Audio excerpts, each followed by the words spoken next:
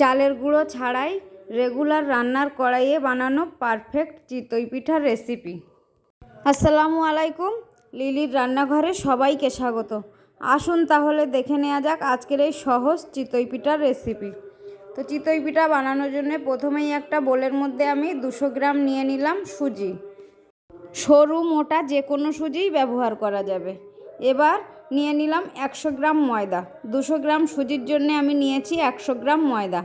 আর দিয়ে দেব স্বাদ মতো লবণ, আর 1 চা চামচ দিয়ে দেব বেকিং পাউডার।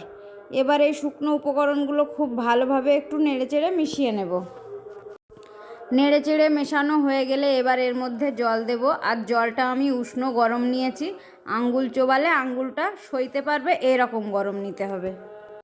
এবার এই বাটির মাপে আমি 4 বাটি জল দেব। আর আমি যে পরিমাণ সুজি আর ময়দা নিয়েছি সেই অনুপাতে এই বাটিটার 4 বাটি জল দিলে পারফেক্ট হবে। এবার এই জলটা আমি খুব ভালোভাবে নেড়েচেড়ে মিশিয়ে নেব। তবে প্রথমে আমি 2 বাটি জল দিয়েছি। খুব সুন্দরভাবে নেড়েচেড়ে মিশিয়ে নিয়েছি। এবার এই ব্যাটারটা আমি মিক্সিং জগের মধ্যে দিয়ে খুব ভালোভাবে মিহি একটা পেস্ট বানিয়ে নেব।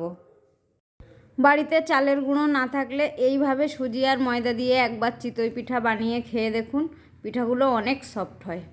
তো পেস্টটা আমি বানিয়ে নিয়েছি। এবার এই পেস্টটা বোলের মধ্যে ঢেলে নিচ্ছি। বোলের মধ্যে ঢেলে নেওয়ার পর এটাকে আমি ঢাকা দিয়ে রেস্টে রেখে দেব 30 মিনিটের জন্য। হাতে সময় থাকলে আরও একটু বেশি সময় রেস্টে রাখতে পারেন, তবে কম সময় রাখলে হবে না। তো ফিরে এলাম 30 মিনিট পর। আর দেখুন ব্যাটারটা কতটা ঘন আছে। তবে এখানে আমি আরও 2 বাটি জল ব্যবহার করেছি। এখানে আমার টোটাল 4 বাটি জল লেগেছে। আর ব্যাটারটা খুব বেশি ঘন বা খুব বেশি পাতলা করা যাবে না, মাঝামাঝি করতে হবে। তো এবার চুলাতে কড়াই বসিয়ে কড়াইটা ঠিক এভাবে একটু তেল দিয়ে মুছে নিচ্ছি একটা টিস্যু পেপার দিয়ে। আর কড়াইটাকে হাই হিটে খুব ভালোভাবে গরম করে নিতে হবে। কড়াইটা গরম হয়ে যাওয়ার পর এখান থেকে এরকম 1 হাতা ব্যাটার নিয়ে কড়াইয়ের মধ্যে দিয়ে দিতে হবে। দেওয়ার পর ঢাকা দিয়ে দিতে হবে। ঢাকা দিয়ে কিছুক্ষণ রাখার পর সাইড থেকে এভাবে একটু হালকা করে জল ছিটিয়ে দিতে হবে।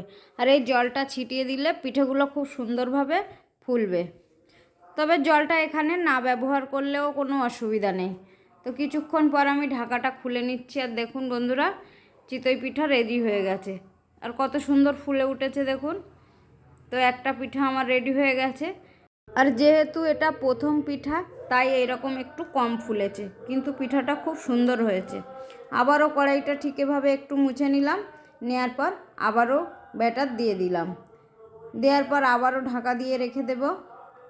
আর ঠিক এই একই প্রসেসে আমি সমস্ত পিঠাগুলো বানিয়ে নেব। তো বন্ধুরা দেখুন এবারের পিঠাটা কত সুন্দর হয়েছে। দেখুন একদম জালি জালি হয়েছে আর একেবারেই ফুলে উঠেছে। প্রতিটা পিঠা কিন্তু একই রকমভাবেই রেডি হচ্ছে। তো বন্ধুরা, রেগুলার রান্নার কড়াইয়ে আমার এই পদ্ধতি ফলো করে একবার পিঠা বানিয়ে দেখবেন।